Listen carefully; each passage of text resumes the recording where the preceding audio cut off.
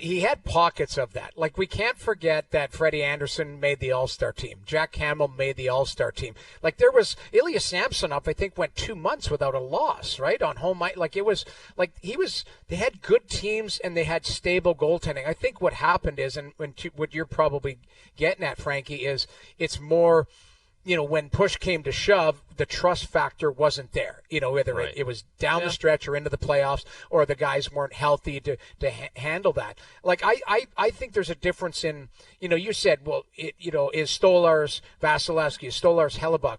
You could also say, like, I don't think he is, but it doesn't mean he's not playing like them or playing like them this Absolutely year. Or having. So there's a difference. He is. So I wanted to back up my comments. That's not a shot. No, Just because somebody is maybe doesn't have the talent of other guys. Anthony Stolarz is having an unbelievable season, and he has to be in the same breath as guys who are top tier because he's playing like it. So he deserves all the flowers in that direction. I wanted to back up my comment because it's not a shot as to, like, he's not Hellebuck. Well, he hasn't won business. He hasn't done it's that. factual. Exactly. Like, Exactly. there's other goal scorers that have more goals than Matthews. It doesn't mean they're better at goal scoring. I mean, obviously, we know what everyone means by that. It's just a fact. Like, Stolarz has been a backup his whole career. He's still in a tandem here. He's been phenomenal, though. And I do think Keefe was handing him out a genuine compliment because he deserves it. And, he saved the players. He allowed Matthews to have a big moment, which he needed, and historically he's been great against New Jersey. We saw that stat last night. He's now scored 19 goals in 20 games against the Devils in his career. He scores against them at a higher clip than any other team in the league, which is saying something. But Stolarz saved them from The video losing 3 in a row. And then looking back and digging even deeper, because even when you look before that against the Preds, it wasn't a great game. They came alive in the third and took it. Against Chicago, the game before that, kind of flat, but they're just so much better, and Chicago stinks, so they said, we'll take the 2 points. Like, if that is 3-0 last night and Stolarz is hung out to dry in his hometown, it's such a different mood, and it's such a different reaction. But that's also the benefit of the goalie, and this is where you look ahead to the rest of the week here, and the players – and the depth on this team, and we'll see if McCabe returns because I think that's a big part of it. They miss Jake McCabe greatly and his consistency all throughout the lineup. But you got Anaheim tomorrow night. They're playing tonight in Ottawa. So back-to-back, you're at home against Anaheim. You're going to be a massive favorite. And then you got Detroit and Buffalo this weekend, 2 teams that are really struggling. If you play the way you played last night, you're going to lose probably 2 of the 3. You'll probably get 1 just because of who you are and who they are. But it's time, like last night, hopefully for the Leafs, and I'm sure Berube is preaching this, wake-up call. You had a little dip. It's all good. It happens. Every team's going to go through it. Get going here the next few games because you can really bank a lot of points and feel good going into a Christmas break. Yeah, it's an opportunity. You're right. Yeah, you're right there. I mean, you're right there with Florida atop the division, and Boston and Tampa have had their ups and downs. And it's a good opportunity for Berube too, though, to kind of keep his foot on the gas, right? Like, I think sometimes teams, when they win and they get away with it, it can be like, yeah, we'll sort it out. Don't worry, we're getting the points. You don't really reflect on it when you don't lose because it has the winning feeling after the game. You show up to the rink the next day. It's kind of business as usual. Like, if he can find a way to make it not so business as usual, and you're still stacking the wins, like, that's a nice little happy medium there where guys aren't, not to say that they're not miserable going to the rink because you wouldn't be miserable on a team this good, but just keeping the foot down and while still collecting the wins, like, that's a pretty exclusive little spot to be in the NHL. Like, not everyone gets to do that on a day-to-day basis. Yeah. Right. And this is a part of the schedule where, like you say, you look at quality of competition moving forward. It's an opportunity for you. Listen, Anaheim's not just going to roll over, but you do have an opportunity on a back-to-back situation and to catch them. Again, going into, Buffalo, going against the, Detroit. That type of stuff. Like, you can bury those teams. Yeah, really. You're going to have to battle the palm trees in Buffalo, though. You'll have to, they got work New through York that. coming up. How happy this is a classic example of who wants to be playing tonight, where like the Sabres and Rangers are probably ecstatic they're out of New York, but they're not out of the state. So they're going to have to deal. Ranger fans are going to show up tonight. There'll be a ton of Ranger fans in the building. 'Cause I believe the game is in Buffalo. And then you got the Sabres and Kevin Adams, and we don't have palm trees, and we got bad taxes, and that comment hanging over them. And whenever they get a lead, it's inevitable the Sabres are going to blow it. My God, that's the thing. It's That's they crazy. could score. Like, I was watching that game the other night. It was 5-3. I turned around and it's 5-5. And, Yep. and you know, I think UPL's starting tonight. It was James Reimer the other night. Like, I don't know if people were like James Reimer's still in the Reimer- league. I don't think the Reimer, but average he's Leaf with fan would have a Buffalo. clue. I He was know. with Anaheim this year. He started got in plucked Buffalo. off He got waivers. picked up off waivers, and then Buffalo took him back. That was Noodles. That was such a bizarre scene. Buffalo against Detroit. Detroit didn't want to start the kid Kosa, who's like a big part of their future, right? Yeah, They start yeah. Husso. He gets pulled. And you think, okay, this is Buffalo. Like, you got to take advantage of this. Like, this is pedal Yeah. to the metal. You know, kid playing his first game. He's coming in cold, and they only got 14 shots through 2 periods. And the kid wins, and Detroit wins. Like, if you can't win that one, I don't know, man. There's all kinds of problems there. Ugly scene. Yeah. But Ugly the thing scene. is they're right. Like, the weird part is when those two teams play, somebody's getting. That was a 3-point game. Like, they're getting points. Like, that's the weird thing is like that Atlantic. I said from day one, I think it's going to be more bunched up. Now, you could separate yourself at the top, but it's going to continue to be bunched up because nobody's separating yourselves in that bottom, call it 4 or 5. Like, that's where there's points every night, and they're going to continue to get them. There's the standings there. Like, it's you know, I mean, Ottawa, again, you got Anaheim here tonight. Ottawa's, it's a mandatory win. Like, they have to win, but all of a sudden they're 2 win. points behind Tampa. Yeah. And, you know, like that. Now, Tampa's got a few games in hand. That is the one thing is Tampa's now out west. I think they play in Calgary and Vancouver. Yeah, they no, go they just through. did Vancouver. They did Edmonton They were in last Edmonton night. last night. Yeah. So, but that's, you know, these teams are playing against each other, and there's points to be had there. Like, the separator isn't as big in those, you know, we'll call it the bottom 5. As long as they keep up. Like, it's still earlier in the Yeah. year where it can be deceptive. You add another 20 games, and those 4 points become 8 points. You know, that it's got to flip the other way. You know, like Yeah. Florida and Toronto are in one place. I do think Boston's still vulnerable. I think Tampa could be. And Ottawa can get them. Like, Buffalo's in a weird place. But Ottawa, they can get them. They got to run off. They got to get wins They like got to tonight. go on a straight. Well, they're like, going on tonight the is road. A mandatory win. Yeah, you gotta That's get the this thing. win tonight. You got to win Yeah. tonight, not only because you're playing Anaheim Noodles. Then Ottawa's got to go to Carolina, which they never win Carolina. there, and they're on the road for a long time. Like it's going to be a because of the grind World for them. Junior. Yeah. It's because of the World Oh, that's Junior. right. They got The 9 in juniors a are row. rolling through. So that's why they got to make hay at home. But the biggest challenge too is, you know, on the road, like they do Carolina, and then it's out west, right? Like, you know, Senators at Canucks. It's in Seattle. It's Calgary. It's Edmonton. Like It's a the schedule's circus. It's not a circus of a trip it's not that they're on. But you have to win games. That's the bottom line. Is you've got an opportunity. I think Tampa's a really good team. I just think they got to catch up in games. But you know, that game last night against Edmonton, I was watching that. Like, that was It pretty was good. a close game. Yeah, it was low Yeah. scoring, close game. And Yeah. all right, Jimmy Ralph coming up. Ralphie will join us on Stolars, on Wall, and what he saw out of Matthews last night. The Pacioretty hit on Hughes at the end of the second period. Oh, we got to get into Yeah. that. We will get into that and the reaction or lack thereof from the New Jersey Devils. Top 50, Dougie just right in there having a conversation. How about with it? doing Hey, don't do ultimately that. Like, lovely. Don't do that. Did you vote for me? Excuse in me, the- sir. Don't do that. I was like, "Oh, you kidding me?" That Like, was that that should have was been not a a good look. cross-checking penalty. Or And even the something. knives hit from behind. That was a bad hit. Like, that was a really Yeah. bad hit, and Yeah. no one did anything. Ralphie coming up, and we've got role play level of concern in about an hour. More on what's going on down at the winter meetings. Those are wrapping up. There's a lot happening in baseball, a lot happening in the AL East. We'll tell you about that as well. Some updates on Scotty Barnes, and we're pushing towards the Thursday nighter tonight, tomorrow. Niners Rams. What a game that's going to be. NFC West still up for grabs. So we'll get to that as well. Overdrive continues. TSN 1050 and on TSN 4.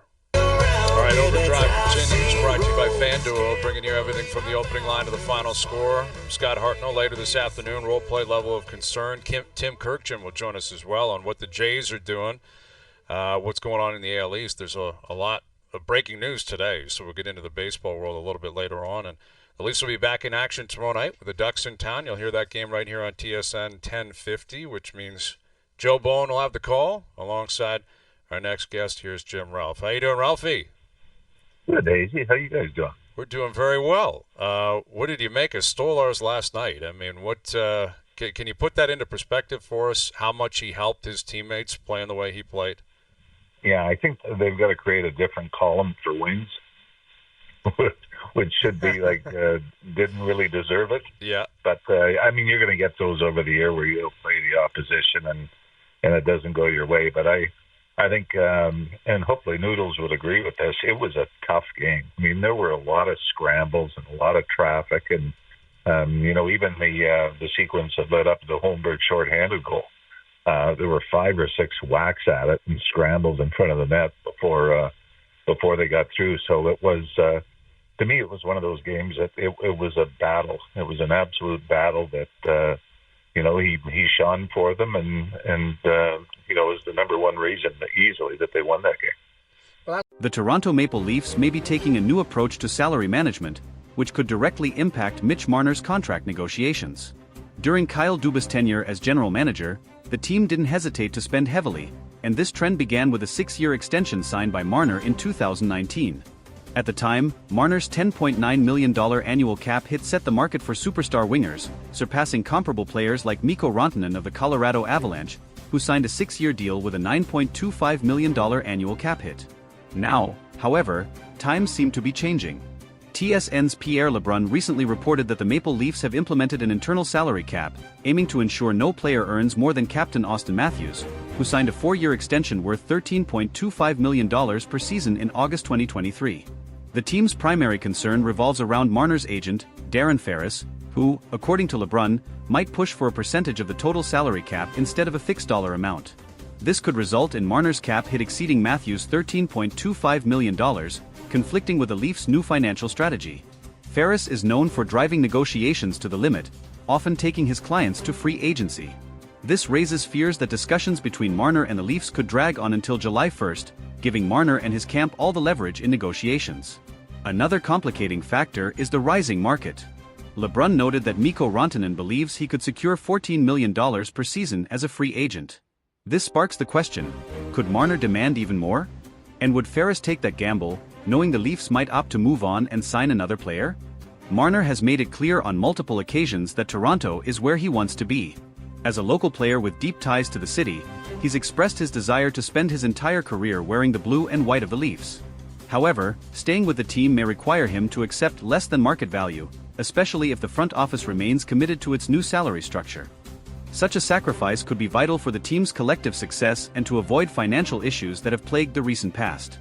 While negotiations are still in the early stages, it's evident that Marner's future with the Leafs is at stake. Maple Leafs fans may need to prepare for the possibility of significant changes, but they can also trust in the player's commitment to the city and the franchise to find a compromise. The Maple Leafs' decision to implement an internal salary cap reflects a broader shift in their team-building philosophy. After years of prioritizing top-end talent with hefty contracts, the organization appears determined to strike a balance between superstar contracts and depth throughout the roster. This strategy aims to avoid the pitfalls of past seasons, where a lack of financial flexibility often left the team vulnerable in critical playoff moments. For Mitch Marner, this shift creates a unique challenge. On one hand, his value to the Leafs is undeniable. A consistent top scorer and elite playmaker, Marner has been instrumental in driving the team's offense. On the other hand, his ability to command a salary that rivals or exceeds Auston Matthews could put the Leafs in a difficult position, especially with a potential need to strengthen other areas of the roster. As the 2023-24 season progresses, the Leafs must weigh the potential consequences of sticking to their cap philosophy. Losing a homegrown talent like Marner would undoubtedly sting for fans and the organization alike. However, allowing one player to dictate financial terms beyond the team's structure could hinder long-term success and force painful sacrifices elsewhere. Adding to the complexity is the looming free agency of William Nylander.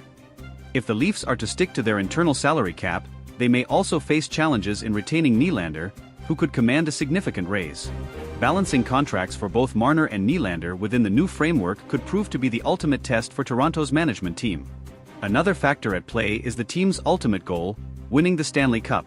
While star players like Marner and Matthews are crucial, history has shown that depth and balanced rosters often prevail in the postseason. If the Leafs fail to manage their finances effectively, they risk falling short of building a championship-caliber team, even with elite talent. For Marner, the decision to stay with the Leafs might come down to more than just dollars. His connection to the city, the fans, and his teammates could be deciding factors. If he prioritizes legacy and loyalty over maximizing earnings, there's a strong possibility that he'll work with the team to find a deal that benefits both parties. Negotiations will also test Darren Ferris, known for his hardline tactics in securing lucrative deals for his clients. While pushing for top dollar is expected, Ferris may need to weigh the risks of alienating the Leafs management and fanbase. A prolonged stalemate could damage Marner's relationship with the team and its supporters. The Leafs management, led by general manager Brad Treliving, faces a pivotal moment. Treliving's reputation as a negotiator and team builder will be on full display as he navigates this high-stakes scenario. Striking the right balance could solidify his tenure in Toronto, while a misstep might set the team back for years. For Maple Leafs fans, the coming months will be filled with anticipation and uncertainty. Marner's future, along with the team's ability to stay competitive under financial constraints, will likely dominate conversations as the season unfolds. Supporters can only hope that the team's new approach leads to greater playoff success and, ultimately, the elusive championship. In the end, the outcome of these negotiations could redefine the Maple Leafs' identity for years to come. Whether it results in retaining Marner or reshaping the roster, the team's commitment to an internal salary cap signals a clear focus on long-term sustainability. Fans will be watching closely, hoping for a resolution that keeps the team's core intact and their championship dreams alive. As the negotiations with Mitch Marner progress, another layer of complexity is added by the external competition in the NHL market. Teams with more cap space and fewer restrictions could easily present lucrative offers to Marner if he reaches free agency. The Leafs are not only negotiating with Marner but also indirectly competing with other franchises willing to outbid them for his services. One example of this is Mikko Rantanen, whose potential $14 million value on the open market highlights the growing demand for elite wingers. If Rantanen secures such a deal, it could set a precedent that Marner's camp would use as leverage. The Leafs, however, must remain disciplined, as breaking their internal salary cap for Marner could lead to similar demands from other key players down the line.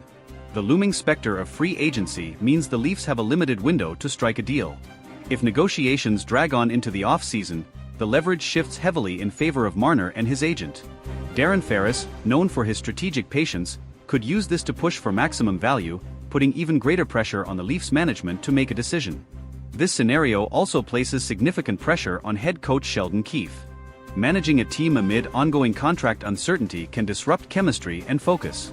Keefe will need to ensure that the team remains united and focused on their performance, even as the media and fans speculate about Marner's future. Meanwhile, the Leafs core group, including Auston Matthews, Morgan Rielly, and John Tavares, will likely play a role in influencing Marner's decision. The camaraderie among the players and their collective drive for a championship could persuade Marner to accept a deal that aligns with the team's financial structure. On the flip side, the Leafs could explore contingency plans if a deal with Marner doesn't materialize. Trading Marner would be a bold move, but it could bring significant assets in return, potentially bolstering the team in areas like defense or secondary scoring. This option, while unpopular with fans, might be necessary to maintain roster balance. The timing of these decisions is also critical. With the trade deadline months away, the Leafs must assess whether keeping Marner without an extension risks losing him for nothing in free agency. A preemptive trade could avoid this scenario, but it would also signal a significant shift in the team's short-term goals. Fan sentiment will undoubtedly influence the team's approach. Marner is not just an exceptional player, he's a fan favorite and a symbol of homegrown talent succeeding in Toronto. Losing him could lead to backlash, especially if the team struggles in the aftermath of his departure. The broader NHL landscape also plays a role. As other teams navigate their own salary cap challenges, the Leafs can learn from their successes and failures.